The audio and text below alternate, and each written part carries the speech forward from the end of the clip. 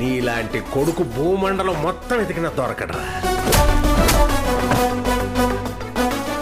ఇందాకటి నుండి ఎక్కడ కొట్టం రాకుండా మాటలు చెప్పి ఎస్కేప్ అయిపోతున్నాడని మీరు అనుకుంటారేమో లోపల గాబరా పడిపోతున్నాను రా.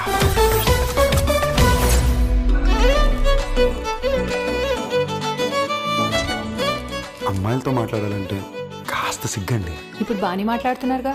పెగ్గేసాక సిగ్గే ఉంటుందండి. ఆ అమ్మాయిని పడేయాలంటే మన్మధుడిలా ఉండాలండి. మరి నేను ఎలా ఉన్నాను? మనవాడిని ఎత్తుకునే వాళ్ళ ఉన్నారు. ఇంట్లో చెట్టు ఎంత కొడుకులు పెట్టుకుని ఆంటీలు పోయి గోకుతావా? ఓ చేస్తున్నావు బంగారం. ఇంకోసారి ఫోన్ చేసావో నిన్ను బ్లాక్ చేసేస్తాం. ఇంకొకసారి ఆ అమ్మాయి వెనకాల తిరిగినట్టు నాకు తెలిసిందో అంటే నీకోసం తప్ప నాకు పెద్ద ఇంట్రెస్ట్ లేదన్న. మా కథలో ఎవ్వరు ఊహించిన కొత్త ప్రాబ్లం ఒకటి వచ్చింది.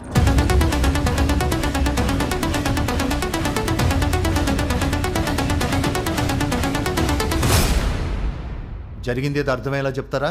నువ్వు చెప్పు. నువ్వు చెప్పు. పెద్దోడు నువ్వు చెప్పు. ఇందులో పెద్ద చిన్న ఉంది, నువ్వు చెప్పు. చెప్పడానికి ఏముంది? సైకాలజీలో కోర్సులు ఉన్నాయి కానీ సైకోలు కోర్సు ఉంటే సిలబస్ మీరే రాయాలి సార్. చెయ్యి, ఇంకా చాలా పని ఉంది.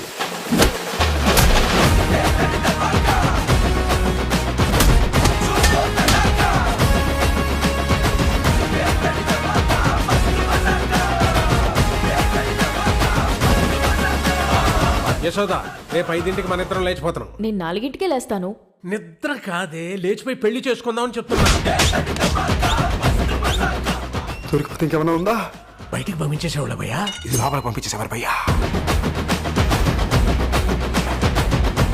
సార్, బల్బులు మీ ఇంట్లో ఉంటాయి, స్విచ్లు మా ఇంట్లో ఉన్నాయి, బల్లు మీ ఇంట్లో ఉంటాయి, తాళాలు మా ఇంట్లో. కోవిడ్ మీ ఇంట్లో ఉంటే వ్యాక్సిన్ మా ఇంట్లో ఉంది, జ్వరం మీ ఇంట్లో ఉంటే డోలో మా ఇంట్లో ఉంది. డిస్టర్బెన్స్! ఇలాంటి డిస్టర్బెన్స్ లేకుండా ఈ శివరాత్రికి మేమిద్దరం కలిసి మిమ్మల్ని కలుస్తాం.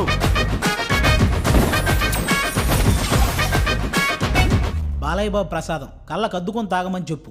తాగిన తర్వాత 3 సార్లు జై బాలయ్య జై బాలయ్య జై బాలయ్య జై బాలయ్య, జై జై బాలయ్య. అన్నయ్య